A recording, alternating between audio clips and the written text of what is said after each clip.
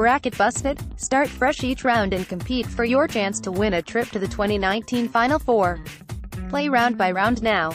Number 4 seed Gonzaga was among the favorites to emerge out of the West region after No. 1 seed Xavier and 2 seed North Carolina bowed out in the first weekend. However, the Bulldogs' season came to an abrupt end on Thursday as No. 9 seed Florida State handily defeated them 75-60 in the Sweet 16, so in fitting March Madness fashion, the Elite Eight field has been half-filled through Thursday as follows: No. 11 seed Loyola Chicago, number 9 seed Kansas State, number 9 seed Florida State and number 3 seed Michigan. If you were filling out a bracket the opposite of expected outcomes, you may not come up with a more Cinderella-laden field. Let's dig into the madness from Thursday and peek ahead to Friday's games with the 8 things you need to know. 1.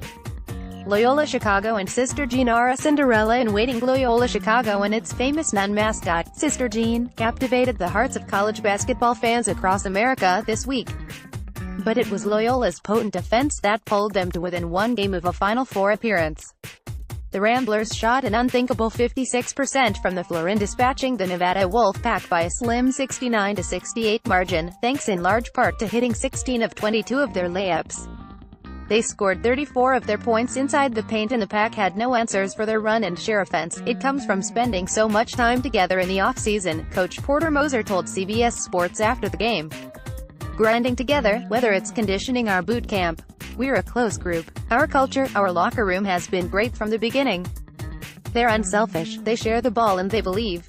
It's sincere. 2. Michigan's turned a corner. Michigan's offense opted to play hide-and-seek, more hide-and-seek during its first and second round games.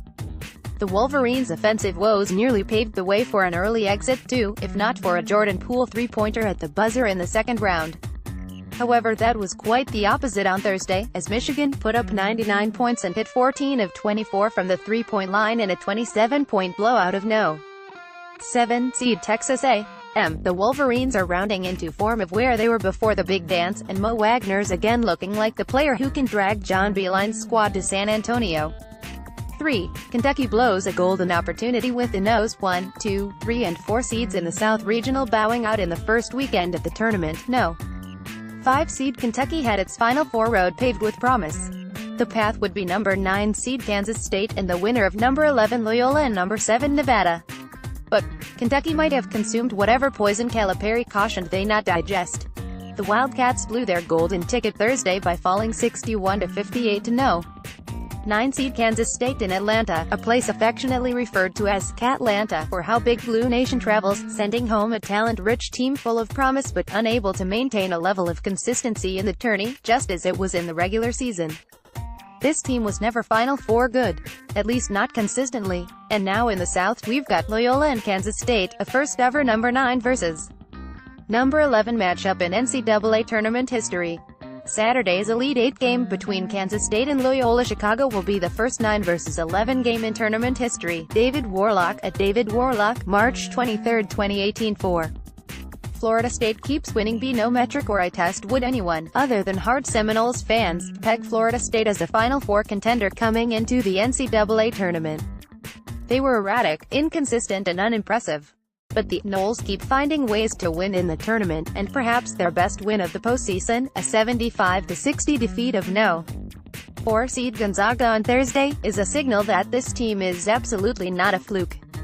The absence of Killian Tilly for Gonzaga loomed large, but FSU took it to the Bulldogs, trailing only 4 minutes and 22 seconds in a near-flawless victory that catapults them into a pivotal Elite Eight showdown with No. 3 seed Michigan.